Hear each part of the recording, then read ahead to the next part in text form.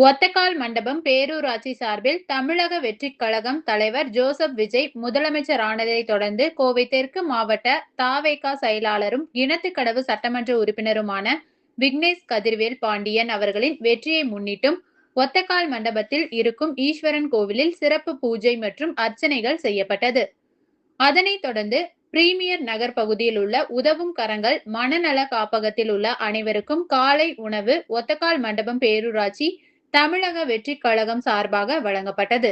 அதில் மதுக்கரை ஒன்றிய செயலாளர் அண்ணன் ரஞ்சித் குமார் அவர்களின் வழிகாட்டுதலில் ஒத்தக்கால் மண்டபம் பேரூராட்சி தமிழக வெற்றிக் கழக செயலாளர் திரு சே கார்த்திகேயன், மதுக்கரை கிழக்கு ஒன்றிய இணை செயலாளர் திரு நா ராஜாராமன், மதுக்கரை கிழக்கு ஒன்றிய இளைஞரணி அமைப்பாளர் திரு மனோஜ் ஜெகதீசன், மதுக்கரை கிழக்கு ஒன்றிய தகவல் தொழில்நுட்ப அணி அமைப்பாளர் திரு க ஹரிஹரன் மற்றும் தகவல் தொழில்நுட்ப அணி இணை அமைப்பாளர் திரு விஜயராகவன் ஆகியோர் இந்நிகழ்வில் கலந்து கொண்டனர்.